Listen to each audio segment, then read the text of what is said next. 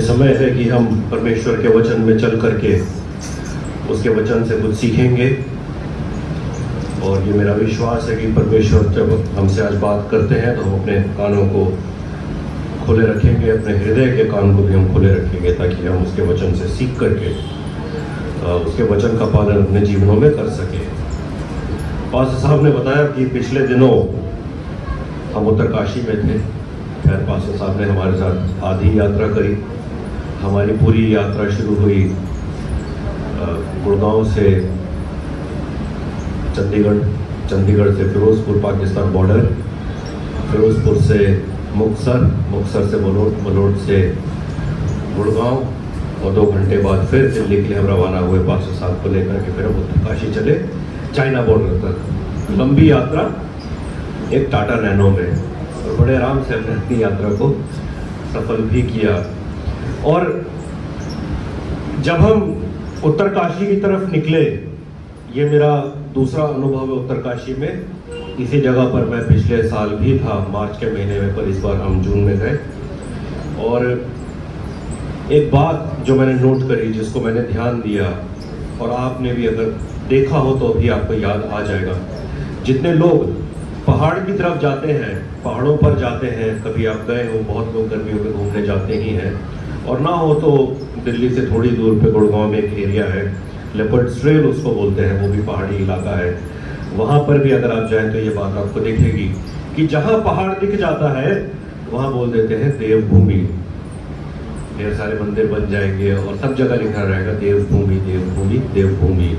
अगर आपने देखा है और ध्यान ना दिया हो तो अगली बार आप पहाड़ों पर जाएं तो आप देखेंगे सब जगह देवभूमि लिखा हुआ रहता है। हमने इस बात को नोट किया और उस बात को आपके बीच में भी मैं रखना चाह रहा हूँ, क्योंकि ये बात हमारे जीवनों से डायरेक्ट मेल रखती है। मैं जब तैयारी कर रहा था पास्टर साहब से लौटते समय, मैं जिक्र कर रहा था कि पास्टर साहब अगर बोलना होगा तो मैं क्या तैयार कर लूँ। तो ऐसी पहाड़ देखते देखते हमारी बातचीत शुरू हुई कि पर्वत पे देवता बैठते हैं, और सब जगह अगर किसी को तीर्थ यात्रा करनी है तो पहाड़ों पे ही चले जाते हैं। हमारे कल्चर में तो बहुत ज़्यादा है कि पहाड़ों पर ही हम चले जाते हैं, और जिसको देखो वो पहाड़ पे ही चला जा रहा है यात्रा करने के लिए। क्यों? वहाँ देव के दर्शन हो जाएंगे, ये मान्यता, ये आस्था रखी जाती है। अब किस देवता के दर्शन होते हैं वो तो यही वही बता सकते हैं जो जाते हैं, और किस हद तक दर्शन होते हैं, पर क्या वो परमेश्वर के दर्शन करके आते हैं, ये दूसरी दैवीय शक्तियों के दर्शन करके आते हैं। शक्ति तो है, बहुत सारी दिव्य शक्तियां तो हैं, परंतु वो परमेश्वर नहीं है, परमेश्वर के विरोध में जरूर है। और ऐसी शक्तियां पहाड़ों पर पाई जाती हैं और होती हैं, ये सामान्य बात है, इसमें कोई दो राय वाली बात नहीं है। तो फिर पास्टर साहब से हम बात कर रहे थे, गाड़ी हमारी रुकी थी, हम बहते झरने को देख रहे थे, और उस समय हमने कहा भजन संहिता 121 पर बात करेंगे। तो मैं चाहूँगा बाइबल में भजन संहिता 121 आप निकाल लें। और मैं नहीं जानता ये कैसे हुआ, परंतु कह तो सकता हूँ कि ये पवित्र आत्मा के द्वारा ही ये हुआ, क्योंकि कुछ ही क्षण पहले बच्चों ने आकर के भजन संहिता को अंग्रेजी में हमारे बीच में बोल दिया, और हमने सुना, उसके बाद उन्होंने गीत भी गाया। जब भी हम कुछ प्लान करते हैं, जब परमेश्वर के नाम से जब हम प्लान करते हैं, तो हमारी अपनी प्लानिंग नहीं होती है, उसमें पवित्र आत्मा पहले से ही कार्य करता है। जिस तरह से प्रभु यीशु मसीह के आने से पहले यूहन्ना बपतिस्मा देने वाला आया और उसने उसके लिए मार्ग तैयार किया, ताकि जब प्रभु यीशु मसीह अपना कार्य करे तो मार्ग तैयार हो। हमेशा एक फोररनर होता है जब परमेश्वर का कार्य होता है।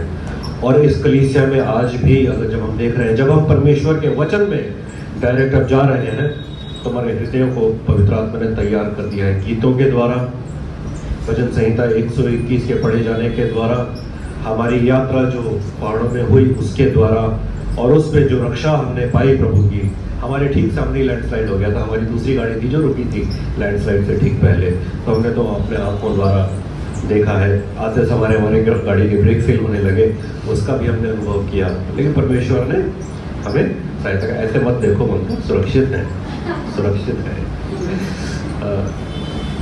मैं चाहूंगा भजन संहिता 121 पर हम आज अपना ध्यान आज केंद्रित करें। हमने बचपन से इस भजन को पढ़ा है और जब भी हम यात्रा पर निकलते हैं या किसी खतरे की बात आती है तो हम इसको कोट कर देते हैं। और क्योंकि भजन में इस प्रकार से लिखा है, मैं अपनी आंखें पर्वतों की ओर उठाऊंगा, लगाऊंगा, मुझे सहायता कहां से मिलेगी। मिलती नहीं है, मिलेगी। सवाल है, मुझे सहायता यहोवा की ओर से मिलती है जो आकाश और पृथ्वी का करता है, या हम बोले करता और धरता है। वो तेरे पांव को टलने ना देगा, तेरा रक्षक कभी ना ऊँघेगा। सुन, इस्राएल का रक्षक ना ऊँघेगा और ना सोएगा। यहोवा तेरा रक्षक है, यहोवा तेरी दाहिनी ओर तेरी आड़ है। ना तो दिन को धूप से, ना तो रात को चांदनी से तेरी कुछ हानि होगी। यहोवा सारी विपत्ति से तेरी रक्षा करेगा, वो तेरे प्राण की रक्षा करेगा। यहोवा तेरे आने जाने में तेरी रक्षा अब से लेकर सदा तक करता रहेगा। ये परमेश्वर का जीवित वचन है। हम आइए इस पर हम मनन करें। हमारे बीच में एक यानी 2 या 3 काफी पॉपुलर गीत भजन 121 को लेकर के लिखे गए हैं, जिसमें से एक तो आजकल बहुत ज्यादा पॉपुलर है और गीत कुछ इस प्रकार से है कि मैं आंखें अपनी पर्वत की ओर उठाता हूँ, पता है मुझे सहायता वहीं से पाऊंगा। कहाँ से पाऊंगा? वहां से पाऊंगा। कुछ इस तरह से गीत है। परंतु क्योंकि बाइबल हमारे सामने है, चाहे फोन में चाहे हार्ड कॉपी में, इसमें कुछ ग्रामेटिकल बातें हैं, इसका हम ध्यान रखेंगे। जब हम गीतों को गाते हैं, हम सोचते तो हैं परमेश्वर की आराधना कर रहे हैं, परंतु परमेश्वर की आराधना मन से तो करनी ही है, परंतु बुद्धि से भी करनी है। ऑफरिंग के टाइम ऐसा गाना गाते हैं, तन मन और धन उसे दो, अपने यीशु को सब कुछ दो। तो सिर्फ दिल से ही नहीं, शरीर से, तन से, धन से तो सेवा करना है, लेकिन मन से भी। और मन में मस्तिष्क भी होता है, सिर्फ फीलिंग्स ही नहीं, बुद्धिमानी के साथ। बाइबल कहती है परमेश्वर ने बुद्धिमानी के द्वारा पृथ्वी और संसार की नींव रखी। Wisdom is important. और यहाँ पर हम बुद्धि के साथ इस खंड को पढ़ेंगे तो हमारा अर्थ थोड़ा अलग ही निकल के आएगा। जब हम गीतों को गाते हैं, जितने लिखे हुए हैं, हम गाते हैं मैं अपनी आंखें पर्वत की ओर उठाऊंगा, पता है मुझे सहायता वहीं से पाऊंगा। परंतु ऐसा यहाँ नहीं लिखा है। यहाँ ऐसा नहीं लिखा है। यहाँ लिखा है मैं अपनी आंखें पर्वतों की ओर उठाऊंगा, उसके आगे मुझे सहायता कहां से मिलेगी। उसे ये नहीं कहा मुझे पता है कि सहायता वहां से मिलेगी, उल्टा उसने सवाल कर दिया है लेखक ने यहाँ पर कि मुझे सहायता कहां से मिलेगी। पूरे संसार में काफी समय से, सदियों से, अगर हम अपनी संस्कृति में देखें तो हमारे जो ग्रंथ लिखे गए हैं, वेद पुराण, हमेशा पहाड़ों की ही बात करते हैं। जितनी भी हमारी मिथियोलॉजी है हमारे देश में, वो पहाड़ों को लेकर के लिखी गई है। और पहाड़ों पर ये देवता तो वो देवी, और ये देवता वो जड़ी बूटी, ये सारी बातें, और ये ऋषि मुनि। तो पहाड़ों पर ईश्वर का वास होना लगभग आदिकाल से ही है, जब से पृथ्वी की रचना हुई है या जब से कल्चर स्थापित हुआ है। ये कोई नई बात नहीं है, ये कोई नई। और हमारी भारतीय संस्कृति बहुत ही पुरानी, शायद सबसे पुरानी संस्कृतियों में से एक आज भी है जो चल रही है। ये संस्कृति समाप्त नहीं हुई है। मादी फारसियों का राज्य आया चला गया, बहुत राज्य आए और चले गए, लेकिन हमारी संस्कृति अभी तक कायम है। तो शायद हम और अच्छी तरह से इस बात से कनेक्ट कर पाएंगे। और यहाँ लेखक के भी संदर्भ में वो ये कहता है कि जब मेरे को समस्या आती है तो मैं अपनी आंखें पर्वतों की ओर लगाऊंगा। बाय डिफॉल्ट, क्योंकि हमने ये सीखा हुआ है कि ईश्वर का वास पर्वत में है, हम समस्या में हैं, चलो तीर्थ यात्रा करने चले, या पर्वत पर कोई बाबा जी बैठे हैं, तुमसे जरा जाके बात कर ली, क्योंकि ईश्वर का वास पर्वतों में होता है। और ऐसा ही हमने उत्तराखंड की यात्रा में देखा, जहां जाओ वही देवभूमि, साधारण भूमि नहीं है, देवभूमि कहा गया है। जहां थोड़ी चढ़ाई आ जाती है वहां देवभूमि की बात होने लगती है। और यहाँ लेखक कहता है कि सारे देवता जहां पर बैठे हुए हैं, अरे मैं समस्या में हूं, मैं सब जगह देख रहा हूं, हर द्वार मैंने खटखटा दिया है, क्योंकि देवता तो पहाड़ पर है। मैंने खटखटा दिया और फिर पूछता है, जितने बैठे हो ऊपर, मुझे सहायता कहां से मिलेगी? कौन है वो जो मेरी सहायता करेगा? उसे पता नहीं है सहायता कौन करेगा। उन पहाड़ों को देख करके पहले वो क्वेश्चन करता है। अपने चर्च की भाषा में, अगर चर्च की सिचुएशन को देखे मैं कहूँ तो ऊपर देखिए और पंखे से पूछ लीजिए कौन सा है वो पंखा जो मुझे इस गर्मी में ठंडी हवा देगा। जरूरी नहीं है मेरे ऊपर वाला ठंडी हवा ही दे रहा है, वो हवा भी फेंक रहा है, कमरा इतना गर्म है अभी। लेकिन ईश्वर को याद करना है तो हम आज ऊपर देखने लगते हैं, पर्वतों की ओर देखने लगते हैं। और यहाँ सीधे पूछ रहा है, सवाल पूछने का मतलब है कि जो लेखक है इस भजन का किसी समस्या से होकर के जूझ रहा है और उसने देखा है कि कोई समस्या हुई है, और अब वो ईश्वर की तरफ देख करके सवाल उठा रहा है, मुझे सहायता कहाँ से मिलेगी? लेकिन क्योंकि भजनकार परमेश्वर को जानने वाला है, परमेश्वर का प्रकाशन उसके पास है, किसी देवता या देवी का प्रकाशन नहीं है। देवों के देव, ईश्वरों का ईश्वर, जो ईश्वरों का परमेश्वर है, उसके ऊपर भी ईश्वर है। उसके बारे में अगले पद में वो कहता है, मुझे सहायता यहोवा के ओर से मिलती है। वो ये नहीं कहता कि पहाड़ में बैठे हुए किसी देवी या देवता से मुझे सहायता मिलती है। सारे देवी देवता एक तरफ और यहोवा परमेश्वर एक तरफ। आपका आसरा किसकी तरफ है? समाज में आपके परिवार वालों का आसरा किसकी तरफ है?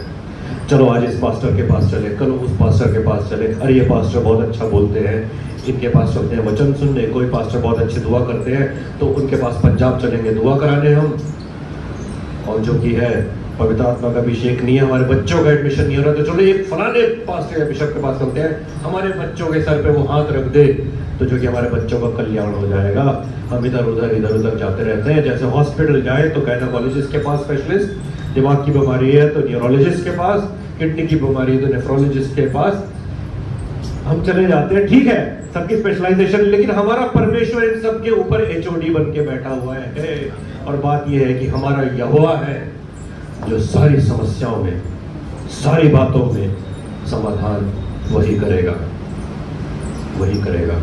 तो जब हम गीत गाते हैं कि पर्वतों में से हमारी सहायता आएगी, हमें पता है ऐसा नहीं है, ऐसा नहीं। हाँ, बाइबल में वर्णन है, क्योंकि संस्कृति, जो बाइबल की जो संस्कृति है उसमें भी पहाड़ों पर देवों का वास माना जाता था, और समुद्र में जो कि है दुष्टात्माओं का वास माना जाता था कल्चरली। तभी उस कॉन्टेक्स्ट में वो लिख रहा है, क्योंकि अपने कॉन्टेक्स्ट को समझता था। तभी मैंने अपनी संस्कृति की बात आपके सामने रखी ताकि हम समझ पाए। और उस संस्कृति में भी उसने कहा, पर्वतों के ऊपर जितने देवी देवता हैं मैं उनकी तरफ देखूंगा। परमेश्वर की जब हम बात करते हैं तो ये है ना, परमेश्वर जो कि है मूसा के पास एक पहाड़ी पर उतर आया, पहाड़ी पर दिखाई दिया, करमेल पर्वत पर जो कि विजय प्राप्त हुई। और अलग अलग लड़ाइयाँ हो रही है, पहाड़ों पर हो रही हैं। पहाड़ बहुत जरूरी है किसी भी संस्कृति में, क्योंकि मान्यता ये है और सच्चाई भी है कि दिव्य शक्तियाँ वहाँ है। और इसलिए क्योंकि जब लड़ाइयाँ होती हैं तो दो देवताओं के बीच में होती हैं, लेकिन उस जो दिखता है वो दो जातियों के बीच में लड़ाई दिखती है। जो पुराने जमाने में दो राज्य या जितने भी दो सेनाएं होती थी, जब लड़ती थी तो पहले अपने देवता के नाम पे वो बलि चढ़ाते थे, फिर उस देवता के नाम पर वो लड़ाई करते थे, और जब विजय होती थी तो कहते थे हमारा देवता जीत गया, हम नहीं जीते। साइकोलॉजिकल बात है ये, ट्रेडिशनल बात है ये, ऐसा ही होता था। अभी भी हमारे परिवार में अगर कोई समस्या हो जाए, आपके परिवार में समस्या हो जाए, तो बोलेंगे हे प्रभु ये क्या हो गया, जैसे प्रभु ने कर दिया। हमारे परिवारों में दुष्टता हो रही है, हम शैतान को ब्लेम कर देते हैं, शैतान तूने क्या कर दिया। अरे अपने आप को तो देख ले, शैतान भी कहेगा बिना मतलब के मेरे को क्रेडिट दिए जा रहे हैं। और प्रभु कहेगा यार समस्या अपने कर्मों के हिसाब से हो, ये प्रभु तुमने क्या कर दिया। कहीं ना कहीं हमारे दिल में मान्यता होती है, या तो ईश्वर कुछ कर रहा है या तो दुष्ट कुछ कर रहा है। हमारे दिल में ये बात है। अपनी जिम्मेदारी कब लेना हम सीखेंगे, अपने कर्मों की जिम्मेदारी हम कब लेंगे, लेना जरूरी है। लेकिन पूरे संस्कृति और इतिहास में यही है कि पहाड़ पर देवताओं का वास है। और परमेश्वर को भी तभी परमेश्वर ने अपने आप को पहाड़ों पर ही प्रकट किया मूसा के समय, ताकि जब दूसरे छोटे मोटे पहाड़ों पर जो कि दूसरे देवी देवता और उनकी ताकत है, करमेल पर्वत पर और दूसरे पर्वतों पर परमेश्वर और यहाँ तक परमेश्वर ने मूसा से कहा, इस्राएलियों को जब मेरे पास पर्वत के पास लाना तो अपने आप को पहले पवित्र करना, ताकि भस्म ना हो जाओ। ये सामर्थ्य है परमेश्वर की, ये सामर्थ्य है। हमारे शहर में तो पर्वत नहीं है, लेकिन अगर परमेश्वर की उपस्थिति में जाना है और लोग जो कि है ईश्वर से बात करने के लिए मन करता है तो पहाड़ों पर चले जाते हैं तीर्थ यात्रा में। 4 धाम की यात्रा चल रही है आज उत्तराखंड में इस सीजन में। हम क्या करेंगे? एक बहुत जाने माने गुरु है, सदगुरु, वो कहते हैं कि मंदिर आराधना का स्थल नहीं है, मंदिर में हम मेडिटेशन करने जाते हैं। वो भी सोच जाते ही होंगे, लेकिन अगर आपको परमेश्वर की आराधना करनी है तो आप कहां जाके करेंगे? अकेले बैठ के कर रहे हैं तो चर्च क्यों आते हैं? लेकिन चर्च में क्योंकि सबके साथ बैठ के करना है इसलिए चर्च आते हैं, नहीं तो अकेले घर बैठ जाओ। आज बड़ी मुश्किल हो रही थी मुझे चर्च आने में, शरीर टूट रहा है, गाड़ी बहुत चलाई है मैंने, लेकिन पास्टर राहुल के साथ यही आज सुबह विवाद हो गया कि नहीं चर्च तो जाना है, आज चर्च जाना है। क्योंकि अगर मैं परमेश्वर को प्रेम करता हूँ, उसके लोगों से अगर मैं प्रेम करता हूँ तो संगति तो उसके लोगों के साथ ही होगी। और बाकी पूरी दुनिया भले पहाड़ पे चढ़ जाए, तीर्थ यात्रा कर ले मोक्ष पाने के लिए, हमारा पर्वत क्या है? परमेश्वर से बात करने के लिए ये भवन है, हमें पहाड़ पे नहीं जाना है। तो आज आप जिस पवित्र पहाड़ पर बैठे हैं वो ये भवन है, हमें पूज्य ऊंचे पहाड़ पे नहीं जाना है, क्योंकि परमेश्वर ऊपर से नीचे हमारे बीच में उतर आएगा। आपकी समस्याओं के लिए आप किस पहाड़ के पास जाएंगे? आना है तो इस भवन में आइए, यहाँ उसकी उपस्थिति है, ये उसका पर्वत है, ये उसका निवास स्थान है। यहाँ पर आइए, यहाँ पर आइए। आगे कहता है भजनकार, ये वो परमेश्वर है जो सिर्फ पहाड़ों पर नहीं बैठता है, परंतु हमारा परमेश्वर यहोवा आकाश और सृष्टि का करता है, यानी आकाश और सृष्टि को बनाने वाला है। पर्वत के ऊपर आकाश है, आकाश पर्वत के नीचे नहीं है। उसने आकाश बनाया, सृष्टि करी, उसकी धरती बनाई, सारे पहाड़ तो उसने बनाए। तो जितने देवी देवता रह रहे हैं ना, उसी के बनाए घरों में रह रहे हैं, वो सब किराएदार है, वो मकान मालिक, और वो है हमारा यहोवा परमेश्वर। धन्य है आप, धन्य है आप जो उसके भवन में आ जाए हैं। आपको किसी पर्वत पे चढ़ने की जरूरत नहीं, आपको 10 पादरी बदलने की जरूरत नहीं, आपको 100 जगह जाकर के तीर्थ यात्रा करने की जरूरत नहीं, आपको यरूशलेम जाकर के अपने उद्धार की पुष्टि करने की जरूरत नहीं। घूमने के लिए चले जाइएगा, आपको जरूरत है तो सिर्फ परमेश्वर यहोवा की, क्योंकि वो तेरे पांव को कभी टलने ना देगा।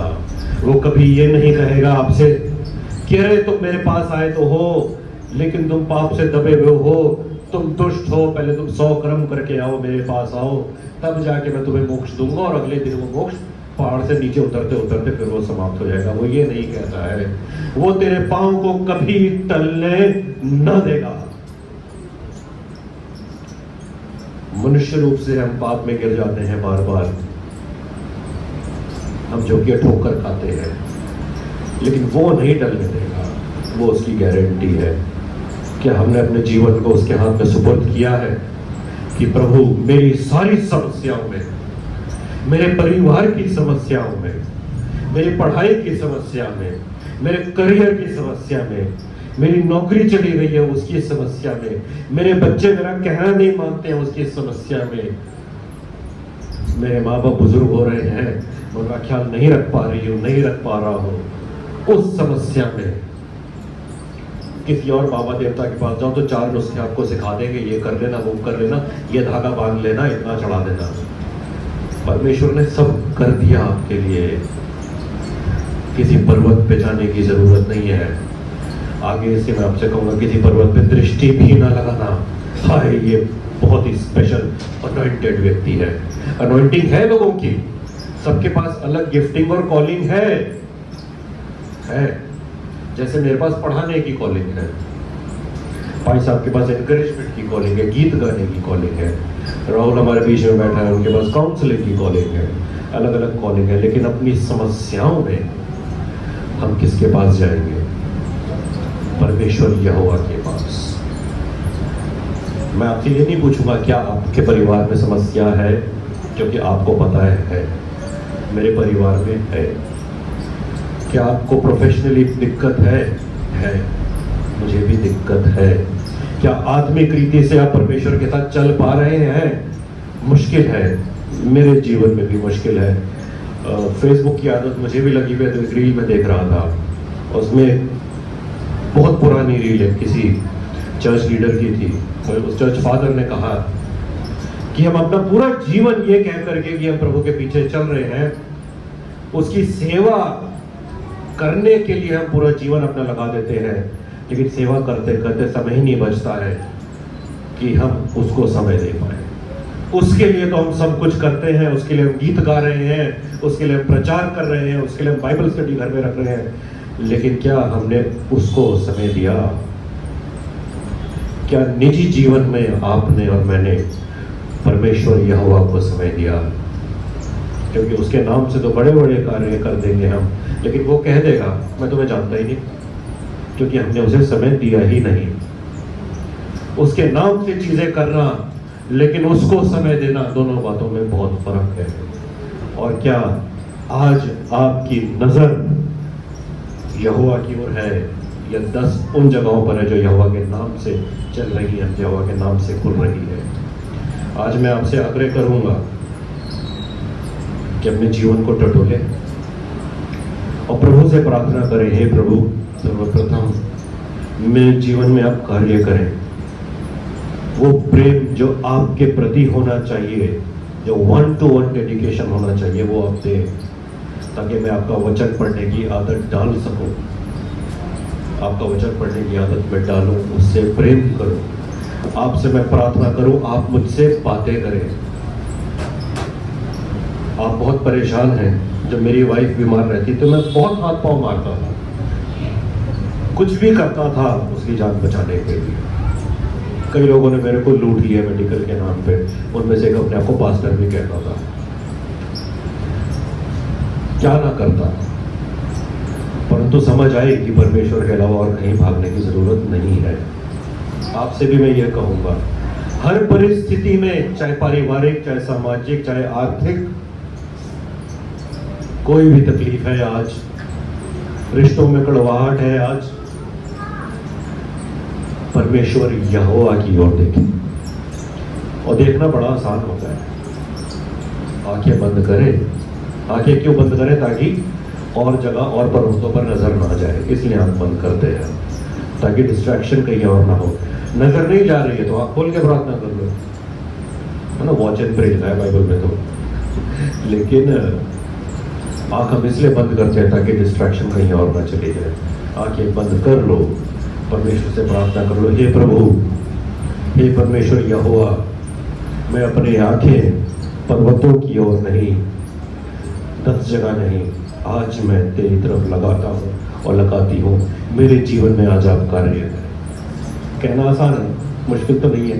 इसके लिए आपको कोई सेमिनरी की डिग्री की जरूरत भी नहीं है इतना प्रार्थना करने के लिए। तो इतना आप कर दे विश्वास के साथ, ये मेरी नहीं, ये परमेश्वर की गारंटी है, क्योंकि ना तो वो ऊँघता है ना वो सोएगा, वो तेरा रक्षक है, और इस गारंटी से वो आपके जीवन में कार्य कर देगा। हमारा परमेश्वर ना ऊँघता है ना सोता है, वो सब करेगा, आपके लिए वो करेगा। क्या आज आप तैयार हैं उससे बात करने के लिए? क्या आप 10 जगह जाना छोड़ेंगे? क्या आप डेडिकेटेडली उससे बात करेंगे?